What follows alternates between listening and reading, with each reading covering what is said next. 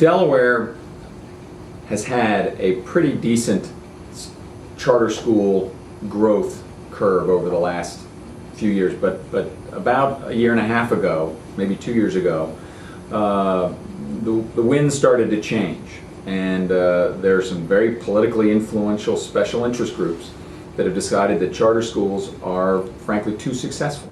The charter schools are now a threat to the status quo, and the reason they're a threat is because they are successful.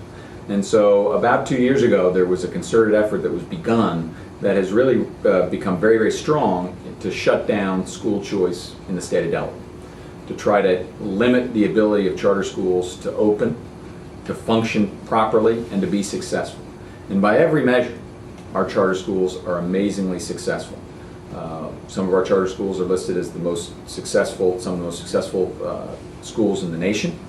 Other charter schools are dealing with very, very difficult and at-risk populations and doing a much better job than the district schools.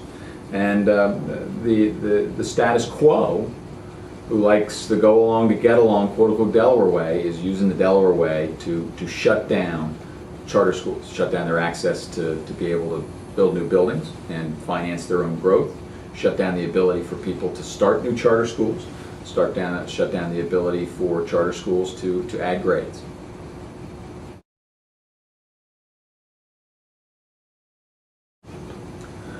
In my district, I think that people view school choice as almost a necessity, because there is no doubt that the ability to choose your school keeps all the schools sharp and competitive, and making sure that they're focused on providing an educational product.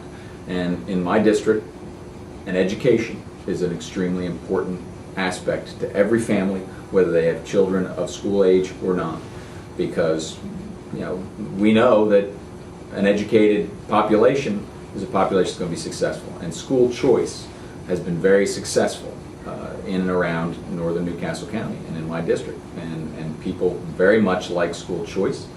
They like the ability to be in feeder patterns and self-direct, and they like the ability, frankly, to opt out of the government-run school business completely.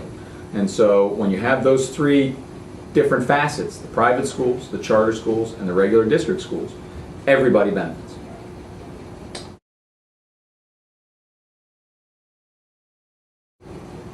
There are very few members of the General Assembly that actually have to meet a payroll on a weekly basis, and I'm one of those few. And we are a technology company. We are a printing company. People say, oh, printing. Printing is a technology business. The graphics on the front end is all computer related.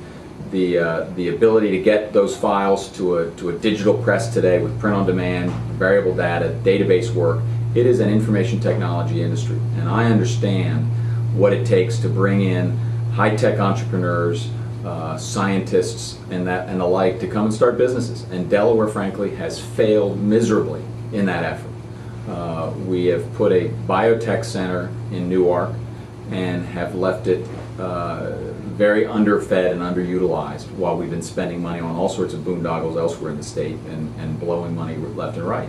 And so what we've wound up with is we're last in the nation in high-tech biotech entrepreneurial startup activity, last in the nation. And that we should be very embarrassed about, that we here in the Northeast Corridor, between some of the greatest research institutions in the country, are scattered along the eastern seaboard, and we have attracted none of those entrepreneurial individuals to come and start up businesses in our state. At the same time, our mainline old school manufacturers are laying off high-paying factory jobs, some of which because of outsourcing, but much of which is because it's being automated. And there's nothing that you can do about that.